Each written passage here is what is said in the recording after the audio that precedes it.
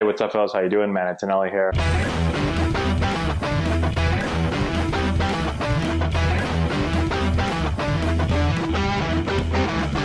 Hey, what's going on, everyone? So today we're answering the question of what happens when you retire from baseball. Now, the camera shot might be a little bit different here. I'm not sure if it looks good. Hopefully it does. My tripod, again, broke. It fell over and broke, and so it's being held together by tape, okay? And so I can't put it exactly how I want it, but hopefully this looks okay. So let's talk today about what happens when you actually retire from playing baseball, Major League Baseball, minor league baseball. Now, every circumstance is different. I'm coming from the perspective of, well, I think most of you know my story. First round pick, played 8 years professionally, played a little over a year in the major leagues, played about 7 years in the minor leagues, and retired at the age of, when did I retire? 29-ish, right around there. And so everything that I'm talking about is for me personally. I'm sure if you retire and you played 12 years in the big leagues, you made $172 million, you're probably just going to go on your yacht and maybe travel the world, okay? But I really didn't have that luxury. So let me give you my perspective of what happened when I retired. So the first thing, the biggest thing I think when you retire is that, I get this question a lot, you know, you get a big pension, and you get health insurance for life, and all these things, right? And so you don't have to pay for anything. You get dental insurance and everything. Okay, listen. When I retired, I do receive a pension at some point, but it's going to be almost nothing because I only played like a year in the big leagues, okay? The minor league pension, you know what the minor league pension bought me? My minor league pension basically bought me it bought me this book right here, okay? It bought me the Shift. By the way, that just reminded me. You see this Shift book right here by Russell A. Carlton right there? It's a great book, okay? You want to hear something funny? I read that book down in Florida a couple weeks ago, and I told my wife, it was a great book. I told my wife, I said, you know what? I'm going to reach out to Russell. I'm going to get a hold of him, and I just want to tell him that he did a great job. It was a fantastic read. I enjoyed it. I sat by the pool. I just couldn't stop reading the thing. My wife's like, what are you reading over there? You're still reading that book? Yes, I loved it. Anyways, I wanted to reach out to Russell. What do you know? I woke up this morning, I had an email from him, and he said, thank you so much. He said one of his friends showed him this video with the book, not this video, another video with the book back there. So I highly recommend, if you're a baseball fan, even if you're not, go buy that book. That's a really good book. Okay, anyways, totally lost my train of thought. My pension, minor league pension, it ain't even gonna be able to buy me that book right there, okay? So it's nothing, forget about minor league pension.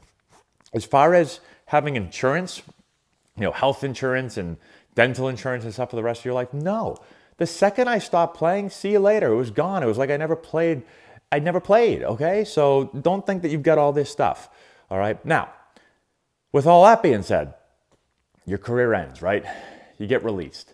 I got released, and independent ball teams called me, okay? If you don't know what independent ball teams are, they call it professional baseball, but they're not affiliated with any team, okay? It's very difficult to go from independent ball back to the big leagues. Have people done it? Yeah, certain people have done it, but I was injured, and I knew basically I had no shot, and so I didn't do that. So I had to go to the real world.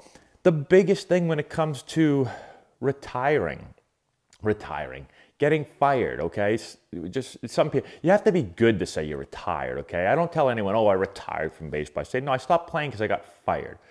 All right, so when I got fired, the craziest part is you have to figure out what to do with your life. And I'm sure people can relate to this in some way, but for me, my whole life, basically beginning in college, even a little bit my junior and senior, let's start my junior year of high school, okay? Baseball became the most important thing to me, the most important.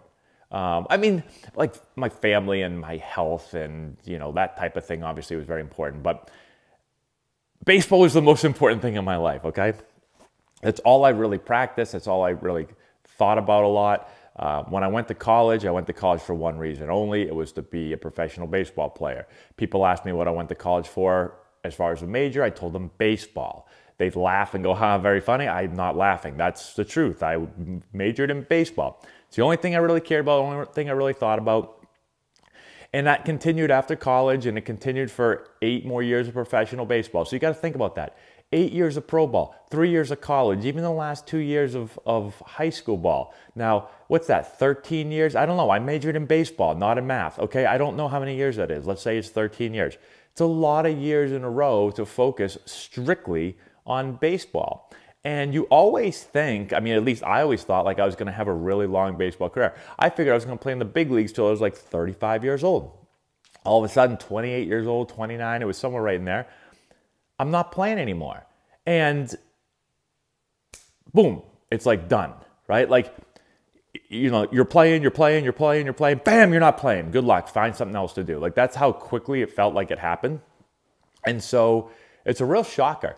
I've told this before, I'm not gonna lie, the first couple of weeks, you know, I was driving home and I was kind of like, not relieved, but I was a little bit like, man, like I've been struggling and been hurt and haven't been playing well. My mentally, I'm just not in a good spot from playing because it's always beating you down. And I was driving back and I'm like, I'll be all right though. I feel fine. I was telling my wife like, yeah, I feel good. Like we're good. And then the first 2 weeks, I felt horrible mentally, like horrible. It was like, I woke up in the morning and I was like, what do I do? Oh, I play a video game? Like, I personally need something like really competitive. That's why I like baseball a lot, or really anything that's competitive, is because every day I woke up, I could think like, okay, what do I got to do to get better at baseball? Like, what do I got to do? Like, I like getting up and like having something to do. I cannot get up and just mosey around the house, you know, just, I don't know. I mean, I guess I'll do this. I guess I'll do that. Like, I can't do that. I got to have something like when I get up, when I want to like jump out of bed and do something like exciting. And yeah, I didn't know what to do. So the first 2 weeks, I was kind of like mentally just kind of like out of it. I just sit there and you probably see me in the morning. I'm just kind of like eating my cereal, staring off into oblivion. There's probably Lucky Charms. And yeah, it wasn't great. But luckily, after about 2 weeks, I got focused in. I focused in and I said, you know what? I've always wanted to be a coach and let's do it. So I went right into my next occupation, which was coaching. I actually went back to Wake Forest to get my degree because I hadn't gotten that. So I went and got my degree. I started coaching at Wake Forest. I started Antonelli baseball. And that all of a sudden like gave me something again to do. One misconception that I get from a ton of people is like, people always say like, oh, you're so lucky. You got to retire at the age of 28 or 29 and never work again. Like, hello? I mean, I don't know if real people are saying that or if they're like 12-year-olds, but like, that's a long time to go in the rest of your life. And even if you make money playing baseball, even if you make $1 million or $2 million when you're younger, that's not going to last you for the rest of your life. So you're going to have to go to work, not only to make money, but just to stay sane, okay? So no, I did not retire. And most people don't just retire and just not do anything again, unless they've made tons and tons of millions of dollars. And even then, probably they don't either because they don't want to be bored all day long, okay? So I got right into coaching.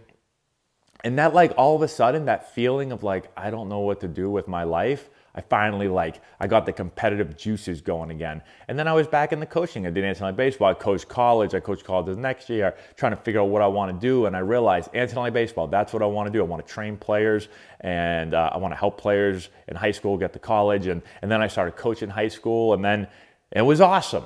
All right. So now I've gone and transitioned from there and started kind of like a whole second career for myself. Baseball, it's not really a second career. I'm still doing baseball, but playing baseball for a long time and then coaching baseball for a long time. So that was the big thing with retirement, getting fired and stopping my playing career. And then the other things you kind of do is just kind of get going with life. So one thing about baseball, and I talk with Laura about this all the time, my wife, you know, when you're playing baseball, you're away from your family a lot. I was away from her a lot. Now she'd come and visit me and stuff, but like it's tough with relationships and all that.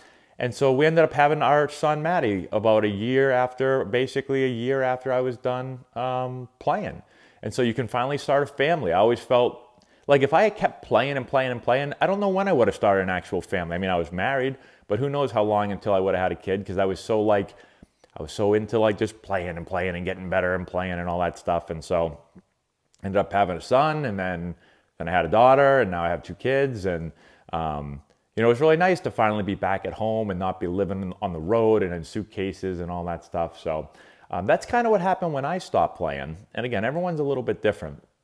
But I actually want to make another video. This just brought this up because I've been asked about this. Like, what's it like playing and having a relationship, a girlfriend, a wife, kids, and all that stuff? Because I think that might make for an interesting video. But anyways, this is kind of how, I keep saying retirement. It's not retirement.